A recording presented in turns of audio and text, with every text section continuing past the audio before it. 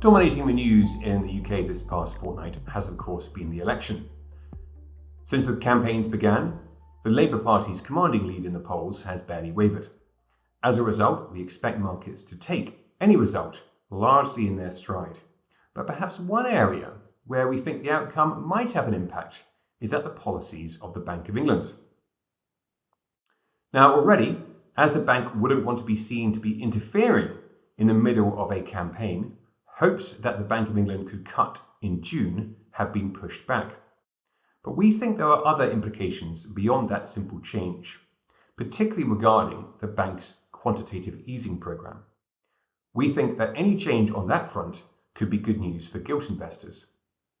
Now, before we get into the details, let's just recap how the UK's approach to QE has diverged from, for instance, the Federal Reserve and the ECB, and why, after the election, the Treasury might want to request that the bank move back into alignment with those other central banks. Now, we think there are two key differences around how the Bank of England designed its quantitative easing programs compared to other central banks. The first key difference is the scale of its involvement in the government debt markets. For instance, the Bank of England became the owner of 37% of all gilts issued at peak during QE. Now, the equivalent figure for the Federal Reserve is just 19%. Now, the second difference is that under quantitative tightening, which is the exit and reversal of QE, the bank is now selling those very large holdings actively into the market. Now, most central banks aren't doing that. They're letting their portfolios passively mature, letting their bond holdings mature. By contrast, the Bank of England is actively selling through auctions into the market. Now, according to the Bank of England, these differences don't really matter.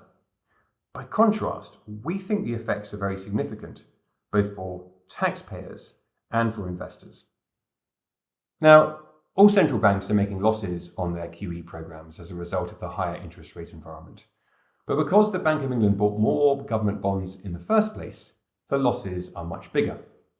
We think that the losses for the Bank of England are approaching something like 5% of GDP, whereas by contrast, the Federal Reserve has a loss perhaps of 1.5% of GDP, just looking at the government bond programme alone. So the Bank of England's losses are much worse, and in addition, uniquely, the UK taxpayer has to make good those losses because of the famous indemnity that indemnifies the Bank of England against any losses. That means that the Treasury has to make good with taxpayers' cash. Now, that's putting pressure on government finances and means that the government is starting to ask questions to the Bank of England. Now, in addition to those large and direct costs of QE, there are other implications as well. For instance, the Bank of England today is a very large seller of gilts, and we think that that is driving down the price of gilts and pushing up the yield level. You can see that in this chart here, where the effect has been that the UK's borrowing costs, the UK's government borrowing costs, have risen much more than, for instance, in the US. And a lot of that took place even before the mini-budget period. Now, why is all this important? Well, ever since that mini-budget, Treasury officials have been very wary of challenging the UK central bank.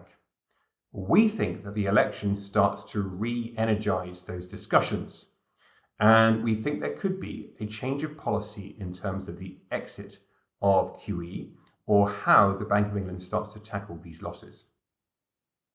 Now, one idea a new government could explore is asking the Bank of England to scrap those active bond sales and to move their policy back into alignment with the Federal Reserve and the ECB. Doing so, we think, could boost government finances to the tune of 2 to 3 billion a year. Why is that? It's because today the Bank of England is the single biggest seller of gilts into the market, and changing that policy would shift supply and demand and could end up boosting gilt prices and lowering long-term government finance costs. Now, that's all eerily similar to what happened with the Bank of England gold sales of the early 2000s. There, the Bank of England, when it stopped its gold sales, it marked the nadir of the precious metal cycle. And we think this time around, if such a change happens, combined with falling inflation and the likely path of interest rates, it would mark the nadir of the gilt cycle. And that is good news for gilt investors.